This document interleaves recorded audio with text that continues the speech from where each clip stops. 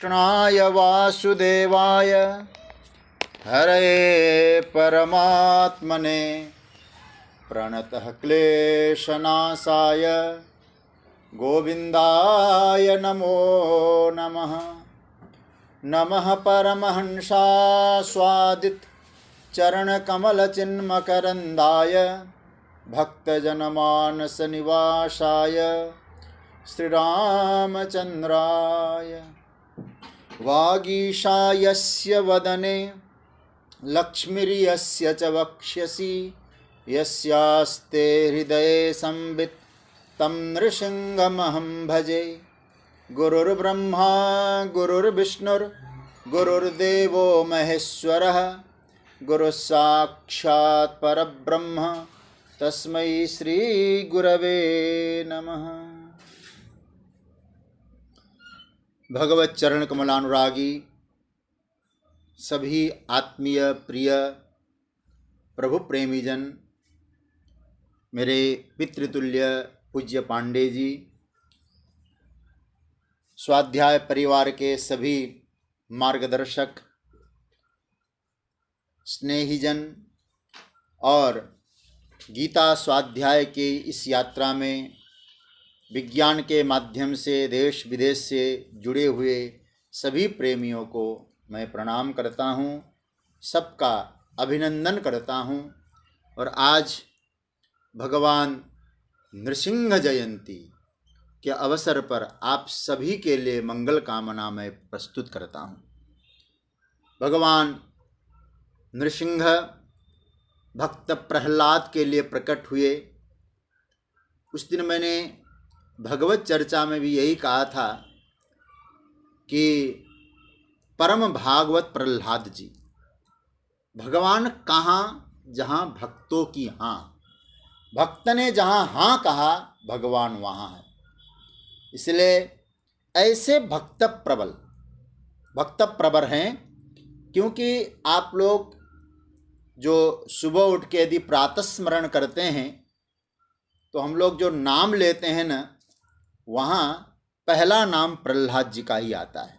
परम भागवतों में प्रहलाद नारद पराशर पुंडरीक व्यासाम्बरीश शुकसौनक भीष्मदाल्भ्यान् रुक्मांग गदार्जुन वसिष्ठ विभीषणादीन पुण्यानिमान परम भागवतान् नमामि। परम भागवत है प्रहलाद जी। और इसलिए प्रहलाद चरित्र से हमको ये शिक्षा लेनी चाहिए कि भगवान की आराधना का भाव यदि हृदय में है तो वो व्यक्ति परिस्थितियों का दास नहीं होता है। परिस्थितियां बदलती है, अनुकूल प्रतिकूल परिस्थितियां आती है, लेकिन भजन और भाव भक्ति के संस्कार हृदय में परिपूर्ण है तो निश्चित रूप से वो परिस्थितियों को कोसेगा नहीं, बल्कि भगवत आराधन को और मजबूत करेगा। और ये नहीं कहेगा ऐसी स्थिति थी इसलिए हमसे भजन नहीं हो पाया। कभी हम लोग प्रहलाद चरित्र के माध्यम से अपने जीवन को भी थोड़ा कंपैरिजन करने की कोशिश करें। थोड़ी सी प्रतिकूलता क्या आती है, सबसे पहली बार छूटने वाली चीज कोई है वो भजन है। भजन छूट जाता है हमारा, कोई परिस्थितियां आए तो। यहाँ हम लोग आज नृसिंह जयंती के उत्सव को स्मरण रखते हुए इस बात पर ध्यान दें, हमारी दृढ़ निष्ठा ठाकुर जी के चरणों में है। तो ये कभी नहीं समझना चाहिए हमारे जीवन में कभी परिस्थितियां प्रतिकूल नहीं होंगी, आएंगी, और मैं तो कहता हूँ आनी भी चाहिए। लेकिन वो प्रहलाद जी की तरह व्यक्ति इतना दृढ़ हो तो निश्चित रूप से परिस्थितियां साधना में बाधा नहीं बनती और परिस्थितियों को कभी कोसेगा नहीं। गोस्वामी जी तो यहाँ तक कहते हैं ना, सो परत्र दुख पावहि सिर धुनि धुनि पछिताई काल ही कर्म ही ईश्वर ही मिथ्या दोष लगाई। काल को, कर्म को, परमात्मा को दोष लगाता है, ऐसा बना दिया इसलिए भजन नहीं हो पाया। यदि हमारी निष्ठा दृढ़ है, परिस्थितियों को बहाना बना के भजन नहीं छोड़ रहे हैं, तो निश्चित रूप से भगवान नृसिंह हमको आश्वासन देते हैं, चिंता मत करो, समय आने पर तुम्हारी रक्षा मैं अवश्य करूँगा। क्योंकि तुम मेरे शरण में हो। तो ये प्रहलाद चरित्र से हम विचार करें, शिक्षा लें और भगवान नृसिंह का सतत स्मरण करके ये भाव दृढ़ बने, हे सरकार, परिस्थितियाँ कैसी भी आए लेकिन हमारी मनस्थिति आपके चरणों से इधर उधर न डोले। बस ये भाव है। तो ऐसे भक्त प्रवर प्रहलाद जी के लिए प्रकट होने वाले भगवान नृसिंह, उनके चरण कमलों में वंदन करते हुए पुनः एक बार नृसिंह जयंती के अवसर पर आप सभी के लिए मंगल कामना करता हूँ। अब आइए हम लोग मूल विषय में प्रवेश करें।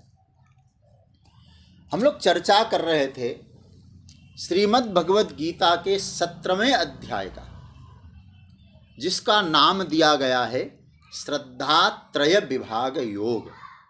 3 प्रकार की श्रद्धा, उसका विभाजन किया गया है। सात्विक श्रद्धा, राजस श्रद्धा और तामस श्रद्धा। तो हम लोगों ने अब तक की, यहाँ तक की जो यात्रा हुई हम लोगों की, उसमें पहले श्लोक में अर्जुन का प्रश्न देखा।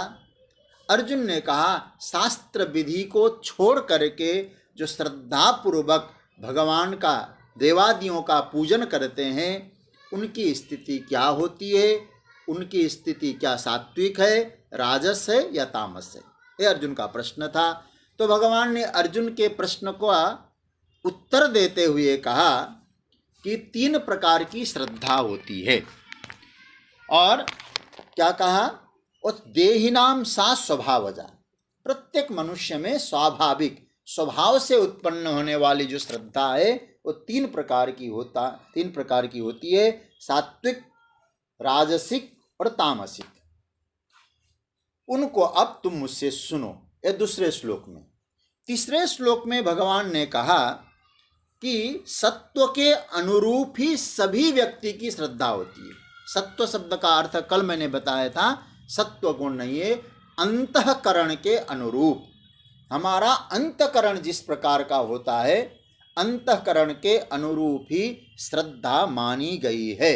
लेकिन ऐसा कोई व्यक्ति नहीं है जिसमें श्रद्धा न हो। श्रद्धा मयोयम पुरुषः, कल श्रद्धामय की मैंने विस्तार से चर्चा करी। श्रद्धा की अधिकता सभी व्यक्ति में है और जो जिसकी श्रद्धा है वह वही है, ये भगवान ने कहा। यो यत् श्रद्धस एव स। तो कल हम लोगों ने जो चौथा श्लोक है उसका पाठ किया था और थोड़ी सी चर्चा में प्रवेश किया था। तो क्यों न एक बार और पाठ करें और आगे की यात्रा में चलें। चौथा श्लोक भगवान कहते हैं, यजन्ते सात्विका देवान् यक्षरक्षांसि राजसाः प्रेतान् भूतगणांश्चान्ये यजन्ते तामसा जनाः। उत्तर तो कल, इसका अर्थ तो मैंने कल बताया था, फिर भी एक बार दोहरा देता हूँ। भगवान कहते हैं सात्विका देवान यजन्ते। सात्विक जो लोग हैं, सात्विक जो पुरुष हैं और देवताओं को पूजते हैं। और राजसा यक्ष रक्षांसी, जो राजस पुरुष हैं वे क्या करते हैं? वो यक्ष और रक्षों की पूजा करते हैं।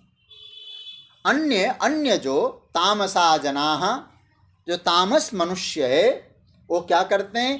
प्रेतांच भूतगणान यजन्ते, प्रेतों को और भूतगणों को पूजते हैं। ये हम लोगों ने यहाँ इस श्लोक का उच्चारण किया था।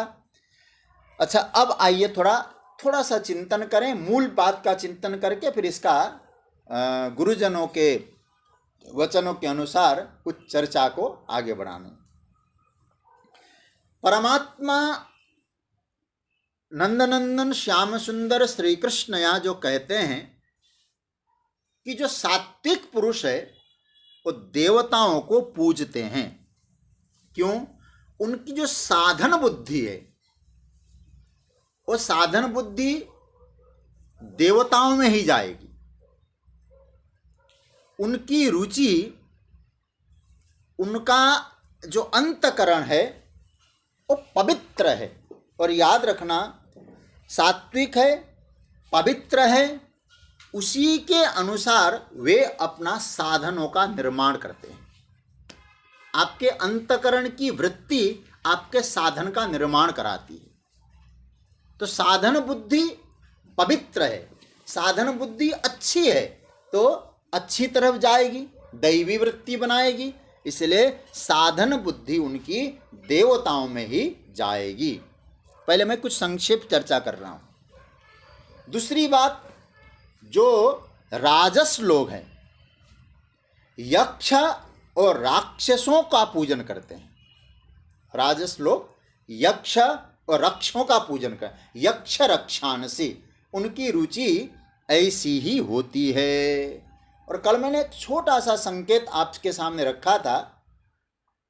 संकेत यह था कि पुराणों के अनुसार जो यक्ष है ना, यक्ष जो जाति है ना, और यक्ष जाति मानी गई है जो ऐश्वर्य संपन्न एक प्रकार की जाति है।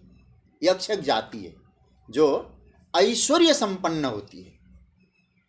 मैंने कल भी शायद कहा था, यक्ष और रक्ष ये दोनों भाई भाई है। तो मैंने क्या कहा, आपको फिर दोहरा देता हूं, रावण और कुबेर। रावण रक्ष है, कुबेर यक्ष है। और रावण की माता, पिता तो एक है विश्रवा, रावण की माता कैकसी और कुबेर की माता देववर्णिनी। कल मैं नाम में कन्फ्यूज हो गया था, तो मैंने सोचा कि आज सुधार देता हूं। तो देववर्णिनी, तो अब क्या मतलब हुआ, रावण और कुबेर दोनों भाई है। तो एक यक्ष है और एक रक्ष है। और आप जानते होंगे जो कुबेर है ना, वो कौन है, देवताओं के कोषाध्यक्ष हैं। बहुत बड़ा ट्रस्ट हो, उस ट्रस्ट का यदि कोषाध्यक्ष हो तो कितनी महिमा होती है भाई उसकी। ये तो देवताओं की संपत्ति का कोषाध्यक्ष है। तो ये है कौन है, यक्ष कुबेर। तो यक्ष और रक्ष ये दोनों की उपासना करने वाले कौन है, राजस लोग हैं। अच्छा, यक्ष को अपना श्रद्धेय बनाने वाले लोगों को आप क्या कहेंगे। अच्छा, राजस आपने कहा, लेकिन एक बात और कहूं, यक्षों को आप अपना श्रद्धेय बना रहे हैं। तो मतलब क्या हुआ, आप धन और ऐश्वर्य के अभिलाषी हैं। आपको धन चाहिए और आपको ऐश्वर्य चाहिए। यदि आप रक्षों को अपना श्रद्धेय बनाते हैं तो आपको क्या चाहिए, आपको बल चाहिए, आपको, क्योंकि मां रक्ष बल के आराधक है, आप विजय के आराधक है। और एक शब्द और जोड़ सकता हूं, क्रूरता के भी आराधक हो सकते हैं। तदनुसार उनकी श्रद्धा है। और फिर क्या कहा जाए, तदनुसार उनकी श्रद्धा है और तदनुसार उनका श्रद्धेय है। श्रद्धेय शब्द समझते हैं ना, लक्ष्य क्या है, किसकी हम पूजा कर रहे हैं, वो हमारा श्रद्धेय होता है। तो इस चिन्ह को देख करके, इन लिंगों को देख करके उनकी श्रद्धा का ज्ञान हो जाता है। तामसिक कैसे होते हैं, अभी तो मैं केवल संक्षेप में बोल रहा हूं। तामसिक होते कैसे हैं, प्रेतान भूत गणांस चान्य यजन्ते, प्रेत गणों की, भूत गणों की पूजा करते हैं। एक बार मुझे कोई व्यक्ति मिला था, वो हमसे कह रहा था कि भाई ये भूत प्रेत वाले होते हैं ना, ये मददगार भी बहुत होते हैं, ऐसा कोई बोल रहा था मुझे। तो परंतु मुझे तो ऐसा लगता है मददगार होते हैं या नहीं होते हैं, सताने वाले जरूर होते हैं। आज मैं सोच रहा था ये प्रेत भूत गणों की आज के प्रासंगिकता में क्या अर्थ होना चाहिए इसका, प्रेतों का, भूत गणों का।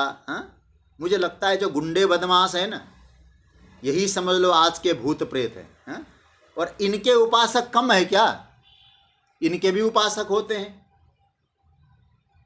भगवान भाष्यकार बहुत बढ़िया बात कहते, कार्यलिंगेन अनुमेया। आहा, श्रद्धा का अनुमान करो, इनकी अनुमान लगाओ तो सही। बोले कैसे? कार्यलिंगेन, इनके कार्य को देखकर अनुमान लगा लो जरा, इनके राजस है, तामस है या सात्विक है। ये तो हमने थोड़ा सा इसका अर्थ समझाया। अब आइए इसकी गहराई में प्रवेश करें, बहुत महत्वपूर्ण चिंतन बन सकता है। श्रद्धा की स्थिति हमारी आपकी कैसी है या किसी अन्य की कैसी है, इसको समझने के लिए सबसे बहिरंग स्थूल चीज क्या है, आप जरा इस बात को पकड़ना। श्रद्धा की कंडीशन को समझने के लिए बहिरंग दृष्टिकोण क्या है, तो मैं कहूंगा भगवान की भाषा में श्रद्धेय। जिसके प्रति श्रद्धा होती है वो कैसा है आपका। इसलिए भगवान ने इस चौथे श्लोक में श्रद्धेय का नाम लिया है ना, श्रद्धेय का नाम लिया है। कौन है श्रद्धेय? मतलब मैं एक बात और कहूं, आपको अपनी श्रद्धा की पहचान करनी है, फिर कह दूं किसी और की श्रद्धा की पहचान करनी हो, तो देखो कि आपने किसको श्रद्धेय बनाया। ये बार बार अनुमान करो। देखो, देवान बनाया, यक्ष रक्षांसी बनाया, अथवा भूत प्रेत गणान बनाया है। ये तीन बातें आ गई ना, देवान, यक्ष रक्षांसी और प्रेत भूत गणान। इन चिन्हों के द्वारा उनकी आप पहचान बनाइए। किस श्रद्धेय को देखकर उसकी श्रद्धा, पार्टी के चुनाव चिन्ह को देखकर पार्टी तय करो भाई, इस चुनाव चिन्ह को लेके जा रहा है तो इस पार्टी का है भाई। इसलिए मुझे इस बात को समझना हो, मुझे लगता है इस पर भाष्यकार ने बहुत अच्छा अभिमत दिया है। आप देखना, और अब तो बहुत हमको सुविधा हो गई, शंकर भाष्य का पुस्तक सबको मिलता है, नहीं मिलता, आपके मोबाइल में आ जाता है शंकर भाष्य। जिस दिन जिस श्लोक की चर्चा करनी हो, हमारे आदरणीय पोद्दार जी आपको शंकर भाष्य उपलब्ध करा देते हैं। भाष्यकार ने बहुत अच्छी संगति दी है। क्या कहते हैं? एवं कार्य तो निर्णीता। इस तरह से कार्य को देखकर आप कारण का निर्णय करो। कार्य श्रद्धेय है, कारण श्रद्धा है, ठीक है? इन दोनों को पहचानना। यहां कारण कौन है? फिर कह दूं श्रद्धा है, क्योंकि यहां हम लोग जो विश्लेषण कर रहे हैं, किसका विश्लेषण कर रहे हैं? श्रद्धा का। क्योंकि 17वां अध्याय क्या है? श्रद्धा त्रय विभाग योग। इसलिए भाष्यकार कहते हैं, शंकराचार्य भगवान कहते हैं, कार्य तो कार्यतः निर्णीता, कार्य से निर्णय हुआ। अच्छा महाराज, क्या निर्णय हुआ? क्या निर्णय किया? तो बहुत बढ़िया सूत्र दिया, सत्वादि निष्ठा। आप देख लेना उसको, सत्वादि निष्ठा। उसकी निष्ठा सात्विक है, राजसिक है या तामसिक है, तेसाम निष्ठा। और तेसाम निष्ठा मैं इसलिए कह रहा हूं, अर्जुन का प्रश्न क्या था शुरुआत में? तेसाम निष्ठा तुका कृष्ण, वही निष्ठा वाली बात। तो कहते सत्वादि निष्ठा, सत्वादि आदि शब्द से क्या करना? सत्व रज तम। ये जो सत्वादि में आदि शब्द आया ना, सत्व रज तम, इनकी निष्ठा पता करो। मानो भगवान अर्जुन को स्पष्टीकरण कर रहे हैं, स्पष्टतया जवाब दे रहे हैं कि हे अर्जुन, प्रारंभ में श्रद्धा की जो बात है उसको तुम समझ पाओगे या नहीं पाओगे, लेकिन प्रारंभ में जो श्रद्धावंत होकर यजन कर रहा है उसका श्रद्धेय देखो और तुम उसके श्रद्धा को समझ पाओगे। फिर तुम नाम दे सकते हो सात्विक, राजस, तामस। एक बात फिर गहराई में आपको ले जाना चाहता हूं। अर्जुन ने प्रश्न क्या किया था? अर्जुन का प्रश्न था। देखिए भगवान एक एक बड़ा गजब का उत्तर दिया है। अर्जुन के प्रश्न पर केंद्रित उत्तर है।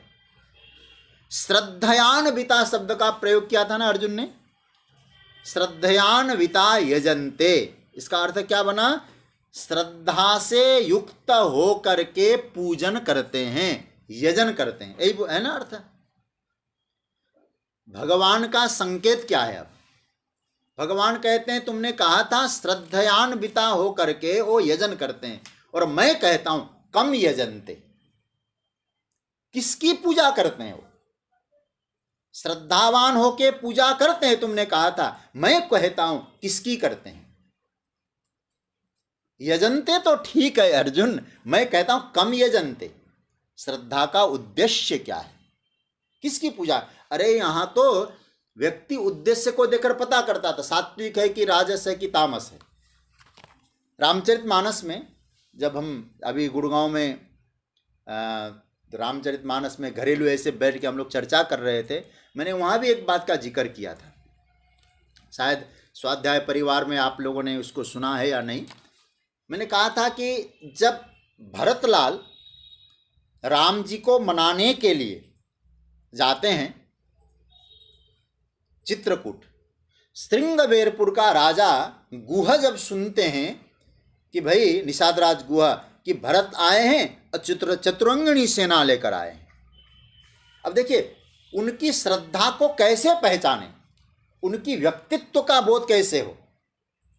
तो आप जानते हैं निषादराज गुहा ने 3 प्रकार के भेंट तैयार किए। उसको मालूम था कि किस चीज पर इनकी दृष्टि जाएगी, इनका श्रद्धेय कौन होगा, मैं इनका भाव पता कर लूंगा, फिर हम आगे का कार्रवाई करेंगे। क्या क्या लिया था उसने? एक पात्र में पशु पक्षी थे, एक दूसरे में था मछली, और एक पात्र में फल कंदमूल इत्यादि फूल सब उसमें भरे थे। तो निषादराज गुहा से पूछा कि भाई तुम कर क्या रहे हो? बोले भरत की दृष्टि कहाँ जाएगी, मैं पता चल जाएगा कि राजसी व्यक्ति है, तामसी है कि सात्विक है। अरे महाराज क्या बात करते हो? बोले हाँ। बोले यदि भरत की दृष्टि पशु पक्षियों की तरफ जाए तो मैं ये समझूंगा ये व्यक्ति रजोगुणी है। रजोगुणी क्या करेगा? रजोगुणी सोचेगा कि मैं इसका कैसे छीनूं, कैसा अपना बनाऊं। और मछली की तरफ दृष्टि जाए तो मैं समझूंगा ये तमोगुणी है। और तमोगुणी का लक्षण क्या होगा? बोले तमोगुणी का लक्षण होगा मैं इससे दुश्मनी करूं, संघर्ष करूं। और यदि फल फूल की तरफ दृष्टि जाए तो मैं कहूँगा ये सत्वगुणी है, इसमें प्रेम है, इसमें समर्पण है। तो हमारे यहाँ तो अभी आप सुनेंगे भी, भोजन को देखकर भी श्रद्धा का पता चलता है। वो तो हम विस्तार से चर्चा करेंगे। आहारा राजस श्रेष्ठा दुखा शोकमया प्रदा, भगवान बहुत विस्तार से डिटेल्स में बात करेंगे। मुझे तो लगता है 17वां अध्याय तो बहुत मनन करने लायक है। भोजन से पता चलता है, तप से पता चलता है, वाणी से पता चलता है व्यक्ति सात्विक है, राजस है या तामस है। भगवान कहते अर्जुन तुमने कहा श्रद्धयान्विता, मैं कहता हूं श्रद्धयान्विता यजन्ते, श्रद्धा युक्त होकर यजन करते हैं। और मैं तुमसे तुम्हारे सामने बात रखता हूं, तुम्हारी बातों को लेकर कहता हूं श्रद्धा पहचाननी है, सात्विक राजस तामस, तो यजन्ते को रखो लेकिन कम यजन्ते लगाओ। किसकी पूजा कर रहा है? यजन किसका कर रहा है अर्जुन? क्या उस पर कभी तुम्हारा ध्यान गया है क्या? अर्जुन ने पूछा महाराज उससे होगा क्या? किसका यजन कर रहे हो, उससे होगा क्या? भगवान कहते हैं अरे प्यारे अर्जुन, मेरे प्यार से बोलने में शायद भगवान ने कहा होगा अरे बच्चू, अरे प्यारे, उससे तय हो जाएगी कि तुम्हारी जिज्ञासा का समाधान मिल जाएगा। तुमने कहा था ना तेसाम निष्ठा तुका कृष्णा सत्वमाह रजस्तम, सत्व है, सात्विक है, राजसिक है कि तामसिक है, उससे मालूम पड़ जाएगा उसकी निष्ठा। मतलब क्या कहना चाहते हैं सरकार? फिर वही बात ला रहा हूं मैं। यदि देवताओं को पूज रहा है तो उसकी निष्ठा सात्विकी है, अगर यक्ष रक्षों की पूजा कर रहा है तो समझ लेना उसकी निष्ठा राजसी है, और यदि भूत प्रेतों की पूजा कर रहा है उसकी निष्ठा तामसी है। इति निर्णीता। इसलिए श्रद्धयान्विता यजन्ते, लेकिन श्रद्धयान्विता कम यजन्ते, या कम लगाइए। श्रद्धावान होकर यजन करते हैं, लेकिन श्रद्धावान होकर किसका यजन करते हैं?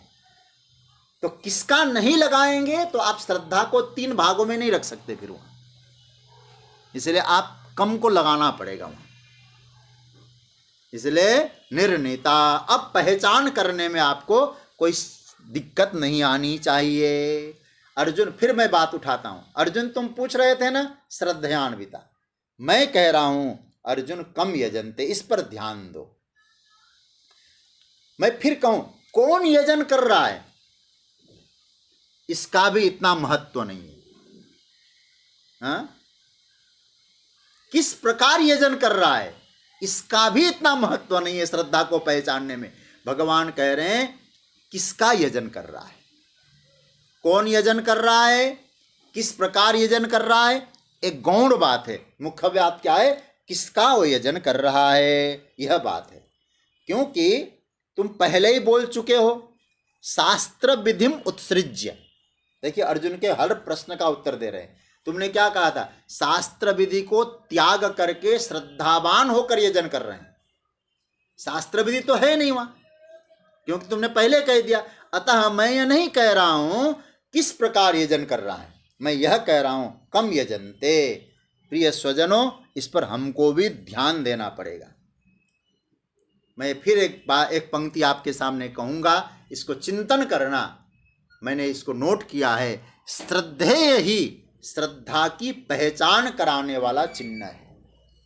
श्रद्धेय ही साधकों के श्रद्धा की पहचान कराने वाला चिन्ह है।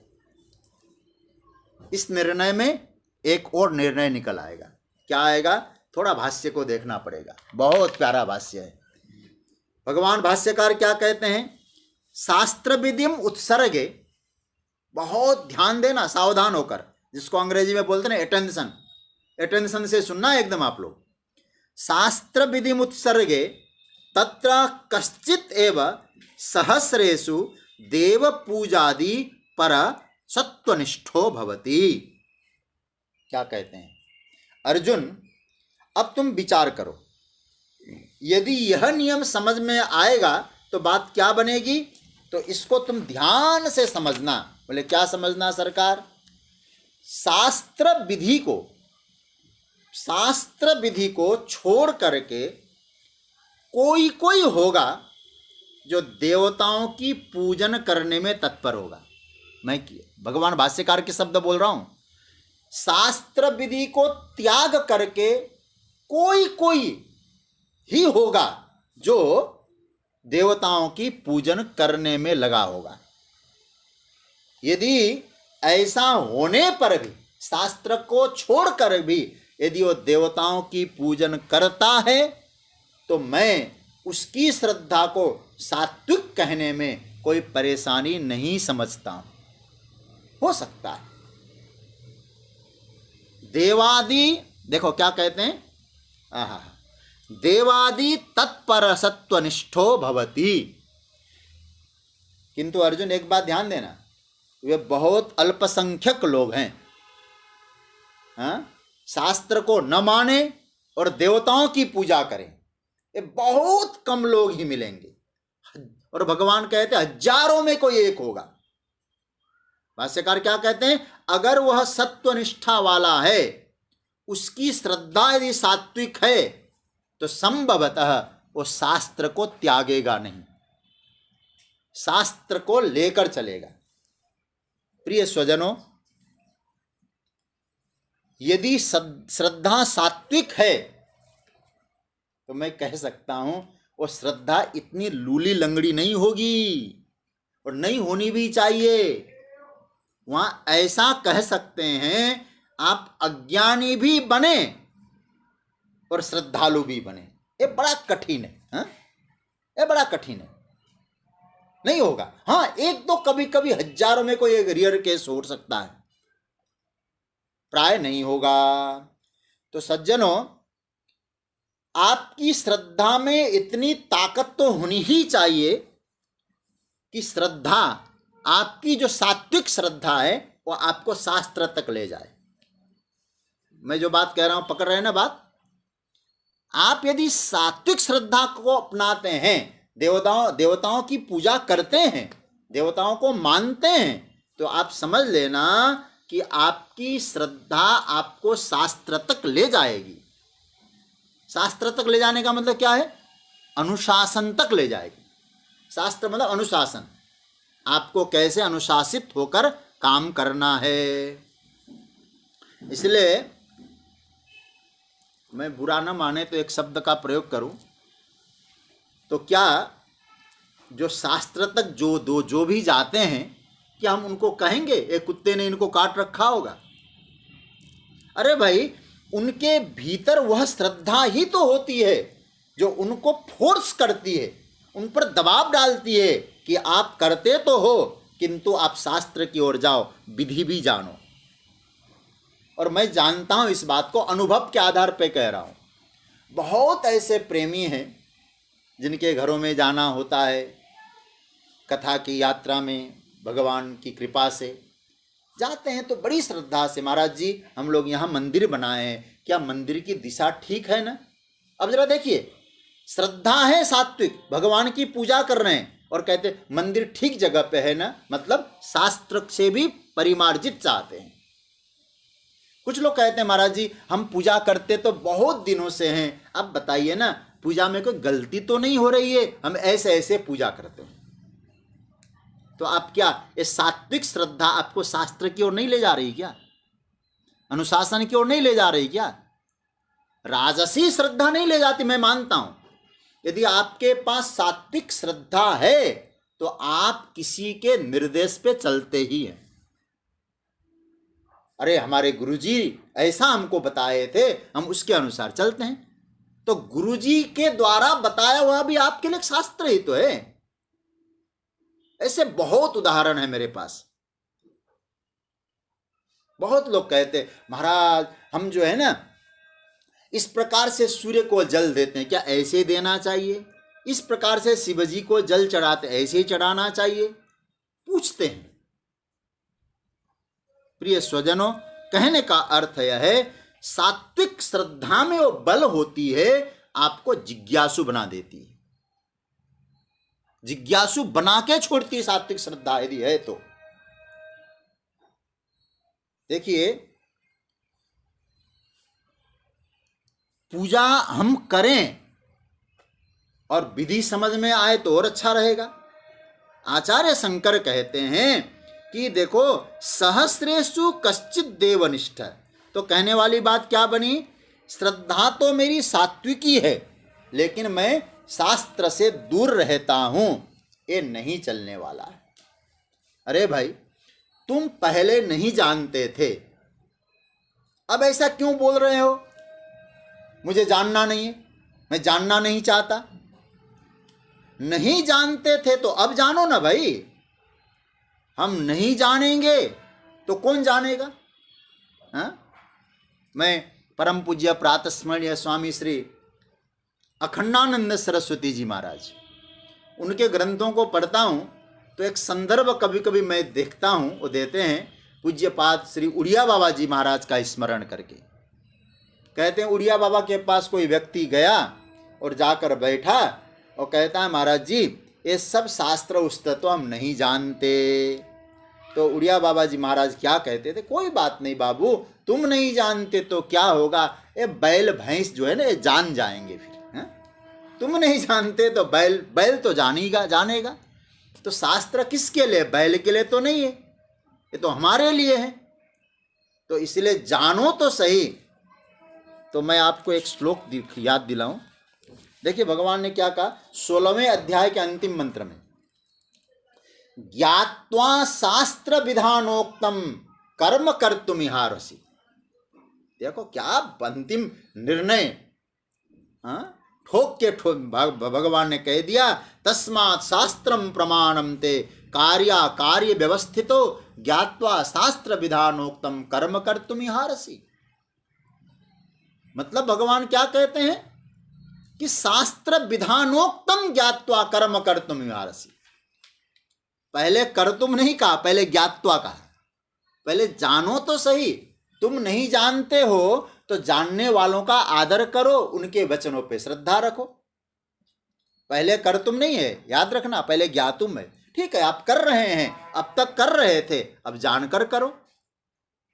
मतलब जानना भी सात्विक श्रद्धालुओं की जिम्मेदारी बनती है। प्रिय स्वजनों, कान खोल के सुन लीजिएगा।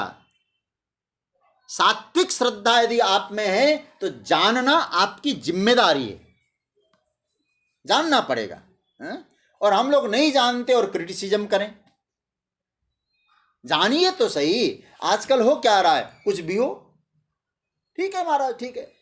अरे आप यदि जानेंगे ना तो आपके घर में पंडित भी अच्छे ही आएंगे फिर, क्योंकि आपको मालूम है, वो भी डर के। और पंडित जी लोग आएंगे कर्मकांड करने, वो भी सोचेंगे भैया हमारे यजमान तो अच्छा जानते हैं, चलो हम होमवर्क करके जाएं। होमवर्क करके? अरे आपको बताऊं, जब मुझे मालूम है कि आप लोग बहुत मनीषी है, विद्वान है, तो मुझे लगता है कहीं ऐसे शब्द न निकल जाए, तो आपको बताऊं कि मैं खूब होमवर्क करता हूं। गीता का जो स्वाध्याय होता है, दिन भर मैं कई बार तो फोन भी नहीं उठाने की कोशिश करता हूं, पढ़ता हूं 5 घंटा। तो हम लोग भी यदि शास्त्र को जानने की कोशिश करें तो क्या होगा जानते हैं? तो हमारे पास जो आएगा वो होमवर्क करके आएगा, समझ कर आएगा, जान कर आएगा। तो हम लोगों को जानने की जरूरत है।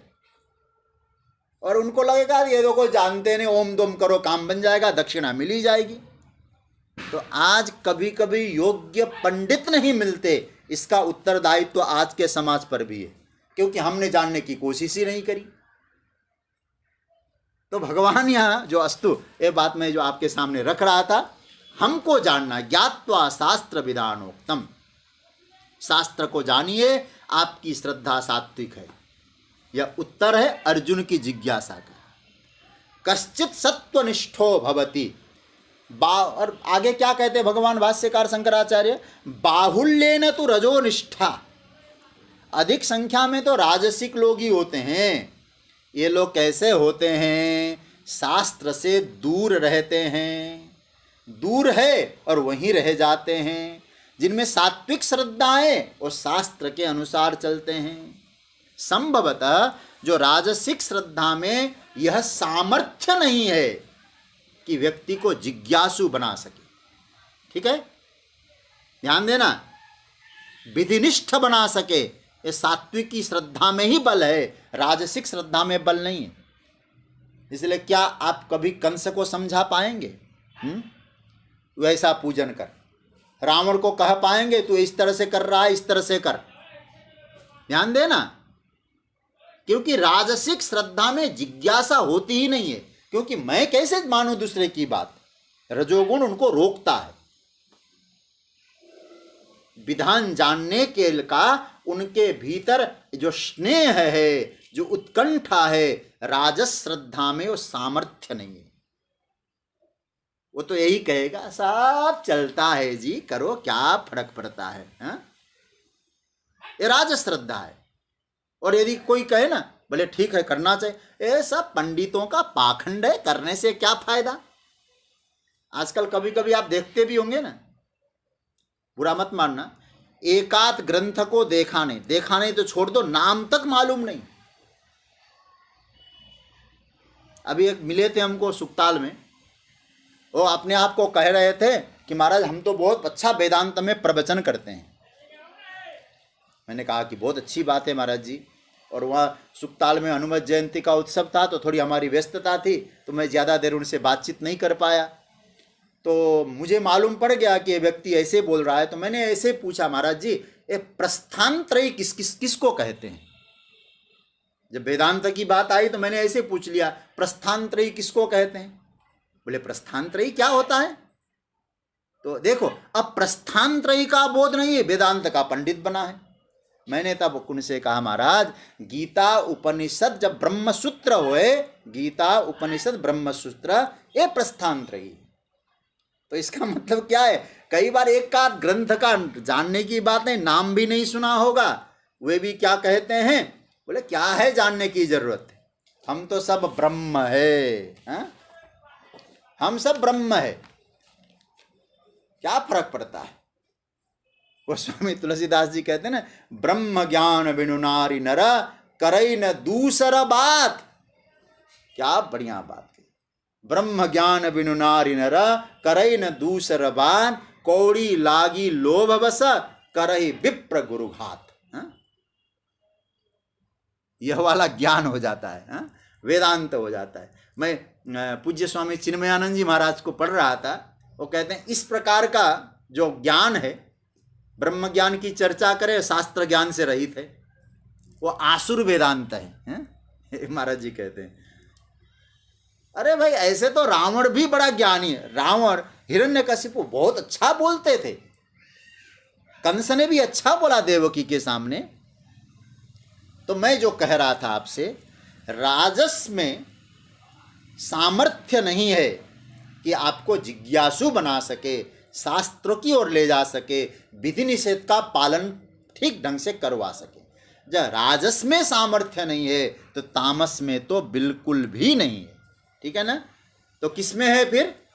सात्विक में है। इसलिए भगवान क्या कहना चाहते हैं, जो देवताओं से जुड़े हैं वो सात्विक लोग हैं, उनमें जिज्ञासा भरी होती है। इसलिए तुमने कहा था शास्त्र रहित, अरे भाई एकाध कोई हो सकता है, ज्यादातर सात्विक श्रद्धा वाले शास्त्र का आधार लेते हैं, विधि निषेध का आधार लेकर ही चलते हैं, ये भगवान ने कहा, ठीक है। महाराज, अब मानो अर्जुन ने एक प्रश्न किया, आपने बताया तो ये समझ में आ रहा है कि सात्विक श्रद्धा में जिज्ञासु वृत्ति होती है, राजस तामस में नहीं होती। इसलिए हमको सात्विक श्रद्धा अपनानी चाहिए, देवताओं का पूजन करना चाहिए, यही बात ध्वनित हो रही। महाराज, इनका चिन्ह क्या है? राजस और तामस जो श्रद्धा है उनका भी तो चिन्ह बता दीजिए। सात्विक तो समझ में आया, जो श्रद्धा भी रखते हैं और शास्त्र का भी परिपालन करने की कोशिश करते हैं, जिज्ञासु होते हैं। उनका राजस और तामस का लिंग बता दीजिए। तो भगवान ने कहा बताया तो सही, यक्ष रक्ष उनकी उपासना करते हैं, भूत प्रेत उनकी उपासना करते हैं। अर्जुन ने कहा हमारा डिटेल्स में नहीं समझ पाया, थोड़ा डिटेल्स में समझा दीजिए। अब भगवान 2 श्लोकों का पाठ करके, एक श्लोक राजस श्रद्धालु के विषय में बोलेंगे और एक श्लोक तामस श्रद्धालु के विषय में कहेंगे। समझ रहे हैं ना? 2 श्लोक, 5वां और 6ठा, ये 2 श्रद्धालु, राजस श्रद्धालु और तामस श्रद्धालु, इन दोनों के विषय में ठाकुर जी डिटेल्स में चर्चा करने जा रहे हैं। तो आइए पहले हम लोग दोनों श्लोकों का इस बार एक साथ पाठ करना पड़ेगा, तभी अर्थ निकलेगा। क्योंकि दोनों श्लोकों को एक साथ पाठ करेंगे, उसका अर्थ देखकर फिर हम लोग आगे बढ़ेंगे, तो अर्थ बहुत साफ साफ आपके सामने आ जाएगा। तो मैंने पहले पाठ करूंगा। एक काम करते हैं, पहले एक श्लोक का पाठ करके अर्थ करेंगे, फिर दूसरा श्लोक का पाठ करके तुरंत अर्थ करेंगे, फिर चर्चा करेंगे। तो आइए 5वां और 6ठा, ये राजस और तामस, इन दोनों के विषय में कहा। राजस श्रद्धालु कैसे होते हैं, तामस श्रद्धालु कैसे होते हैं। पहले राजस का है 5वां और 6ठा है तामस श्रद्धालु। कप का ही एक प्रकार का रूप है। आइए 5वां, अशास्त्र विहितम घोरम तप्यन्ते ये तपोजनाः दंभाहंकार संयुक्ता कामरागबलान्विताः।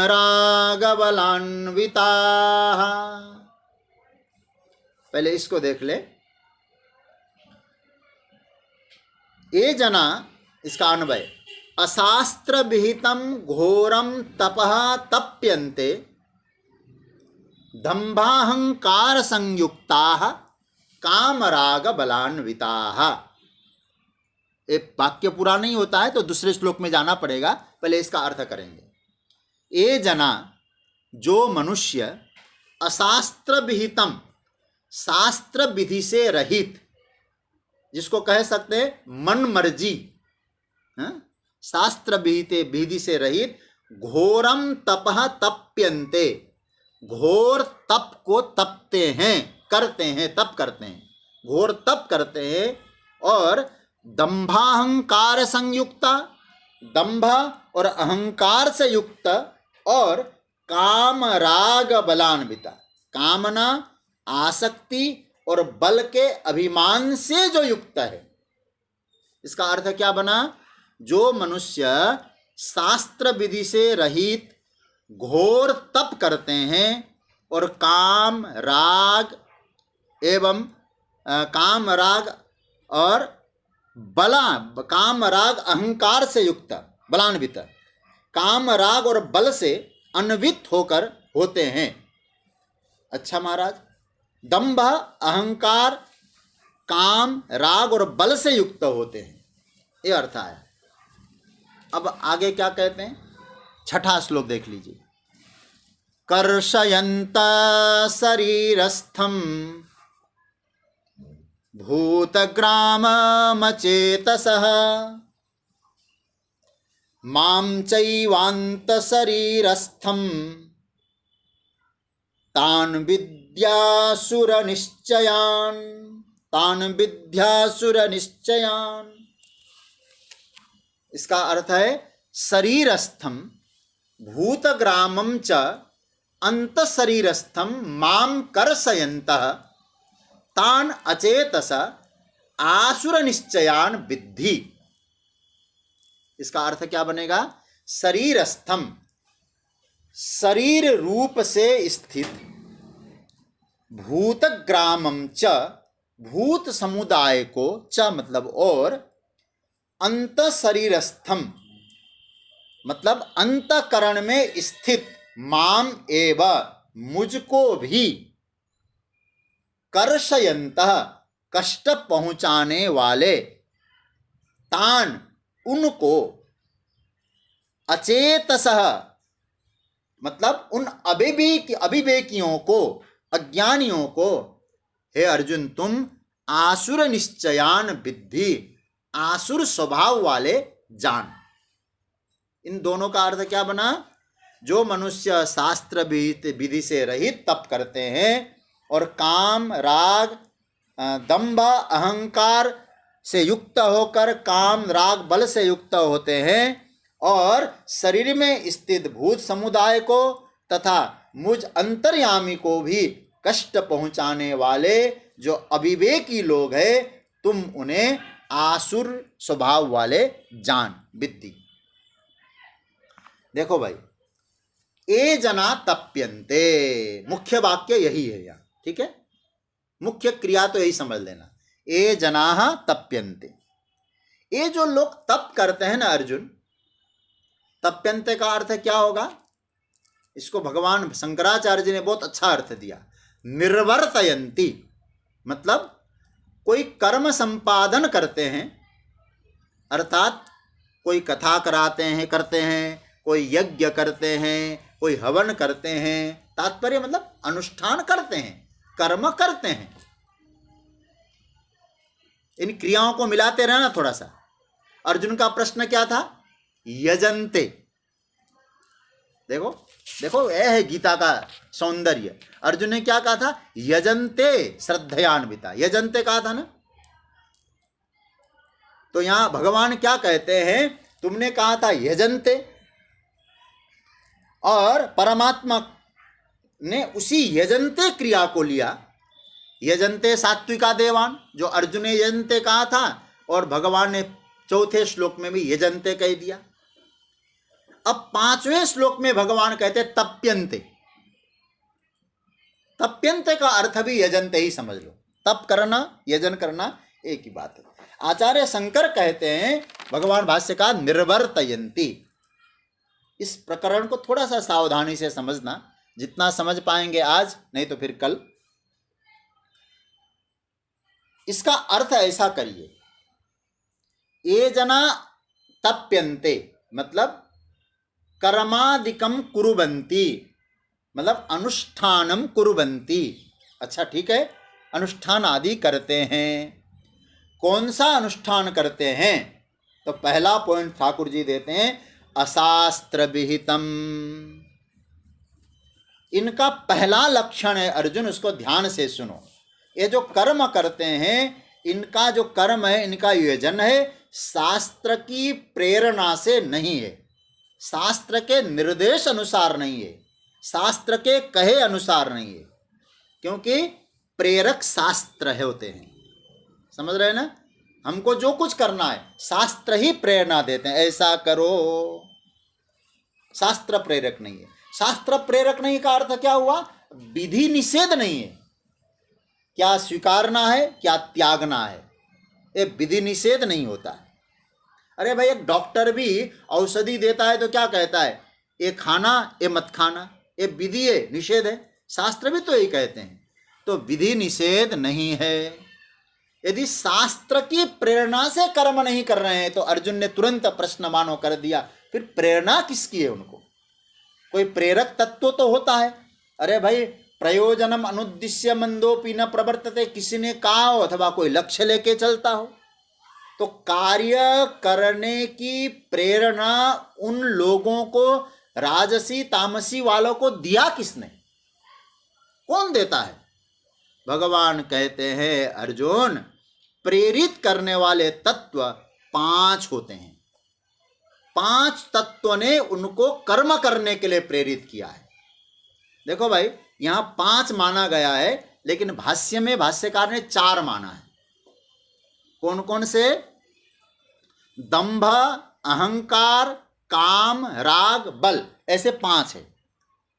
तो राग बल को उन्होंने एक ही साथ किया है तो अलग विषय है, लेकिन अधिकतर आचार्यों ने, श्रीधर स्वामी जी ने भी इसको 5 माना है। 5 तत्व की प्रेरणा से ये लोग कर्म करते हैं। काम राग बलान्विता, उन्होंने, भाष्यकार ने कहा आसक्ति जनित बल से, बाकी आचार्यों ने 5 ही कहा है। अच्छा अस्तु, तब आइए अर्जुन, आपने एक प्रश्न किया था कि श्रद्धयान्विता, मैं तुमको समझाता हूं, ध्यान दो। किससे अन्वित है ये लोग? भगवान ने कहा देखो, ठीक है, श्रद्धा के बिना तो कोई व्यक्ति है ही नहीं, ये तो तुम सुन चुके हो। श्रद्धा मयोयम पुरुष, श्रद्धा है, बिल्कुल श्रद्धा है इसमें। लेकिन एक बात बताऊं, किंतु जो राजस श्रद्धा है ना अर्जुन, उस राजस श्रद्धा में मुख्य प्रेरित करने वाले जो कार्यकर्ता होते, मैं कार्यकर्ता शब्द का प्रयोग कर रहा हूं, मुख्य प्रेरित करने वाले जो कार्यकर्ता होते हैं, दिखते हैं, ये पूरी पंचायत है। पंचायत में जाने, पंच आयत, 5 चीजें हैं उसमें, 5 ने प्रेरित कर दिया। और आप भी जानते होंगे, जब पंचायत फरमान सुना दे, बोले ऐसा करना है तो करना पड़ता है ना। बोले राजस श्रद्धालुओं को भी ये पंचायत ही प्रेरित करती है। बोले पंचायत कौन कौन से है, इन पंचायतों को नोट कर लो। राजस श्रद्धालुओं को प्रेरित करने वाले पंचायत हैं दंभ, अहंकार, काम, राग और बल। बात पकड़ में आ रही है ना? दंभाहंकार संयुक्ता काम राग बलान्विता, ये पंचायत है। इनके कर्म में, इनके यज्ञ में कोई कार्य सत्कर्म जैसा आपको दिख भी रहा हो तो पहला प्रेरक कौन होगा? भगवान कहते हैं दंभ होगा। हम एक एक की चर्चा करेंगे, आज जितनों की कर पाएंगे करेंगे, नहीं तो कल करेंगे। पहला प्रेरक, पंचायतों का पहला सदस्य कौन है? दंभ। दंभ से वो काम में लगते हैं। इसको हम लोगों ने 16वें अध्याय में भी देखा है। दंभ के विषय में जो आसुरी संपदा की चर्चा थी ना, वहां दंभ का अर्थ क्या कहा था? धर्मध्वजित्वम। हम चर्चा कर चुके हैं। जैसे अब दंभ किसको कहते? सत्कर्म में भी दंभ है। यदि वो राजस लोग श्रद्धापूर्वक कर्म तो कर रहे हैं, लेकिन कैसा? देखो यहां बहुत बढ़िया बात कही। जैसे मैं सामान्य उदाहरण, आप घर में भागवत कथा कराते हैं तो कई बार लोग क्या कहते हैं, हमने कथा सुनी, ऐसा नहीं बोलते, हमने कथा कराई। हमने कराई ये कथा, भाई हमने कथा सुनी ऐसा कम बोलते हैं। और कैसी कराई भाई तुमने? बोले आज तक ऐसी कथा हमारे शहर में नहीं हुई थी जैसे हमने कराई। पहले तो उनके यहाँ जो कथा थी ना, एक पंडित जी मूल पाठ करते थे। हमने जो कथा कराई 108 पंडित मूल पाठ में लगे हैं। अच्छा भाई, उनसे पूछो क्या आपने पाठ सुना? आप पूजा में बैठे? नहीं भाई, हम तो कहाँ टाइम, आओ भगत में लगे थे, खातिरदारी में लगे थे, पूजा पाठ कहाँ होता है हमसे। कराई हमने, किसके लिए कराई भाई? इसको कहते धर्म है, दिख रहा है, लेकिन राजस है, केवल अपना दिखाने के लिए करना। ये श्रद्धा राजस श्रद्धा है। कितना करते हैं? और मुझे तो कभी कभी लगता है धर्म में बहुत ज्यादा हो रहा है। कभी कभी ऐसा दिखने में आता भी है। या तो मैं क्या बताऊं, मैंने एक जगह पंडित जी से चर्चा हो रही थी एक जगह। बोले आजकल एक व्यक्ति हैं जो शिवजी पर बहुत बोल रहे हैं। बोले शिवजी को ऐसा चढ़ाने से ये होगा, ऐसा करोगे तो ये होगा। बहुत अच्छा बोल रहे हैं। नाम है शिव पुराण, लेकिन शिव पुराण में समझ में नहीं आता कहाँ से बोलते हैं। शिव पुराण की एक बात नहीं आती वहाँ। और उनके कहे अनुसार जब लोग करने लगे तो आजकल क्या होने लगा, शिव मंदिर की नालियां जाम होने लगी। किसी ने मुझे बताया भाई। बोले क्यों? बोले लोगों ने इतना चावल चढ़ाना चालू कर दिया। बोले उन्होंने कहा है चावल चढ़ाने से ये होगा। अब जरा देखो यार, तो बहुत कुछ बोलना है, लेकिन चलो ठीक है, कभी कभी देखकर पीड़ा होती है, हम नहीं बोलते। चलो, कहने का मतलब एक है, जो कुछ कर्म हो रहा है उसमें यदि दिखावा वृत्ति है तो समझ लो आपकी श्रद्धा राजसिक है। कर तो रहे आप, श्रद्धा न होती तो करते क्यों? श्रद्धा है, लेकिन उद्देश्य क्या? दिखाना है। तो भगवान कहते हैं ये राजसी श्रद्धा। दंभ पूर्वक, दंभ अहंकार, काम, राग और बल, इन 5 तत्वों के आधार पर वो क्या करते हैं? कर्म करते हैं। तो पहला क्या हुआ? दंभ। राजसिक श्रद्धा में, 1-2 मिनट और, राजसिक श्रद्धा में दूसरा जो प्रेरक तत्व होता है उसका नाम है अहंकार। अहंकार अति दुखद डमरुआ, अहंकार है प्रेरक तत्व। अच्छा भाई, अहंकार मतलब क्या है? मैं की भावना को प्रबल करता है। ये दोनों, अहंकार और दंभ, एक साथ चलते हैं भाई। जो अहंकार होगा वो दिखावा करेगा, क्योंकि आप जानते होंगे जो अहंकार प्रदर्शन का प्रेमी होता है, विज्ञापन का प्रेमी होता है।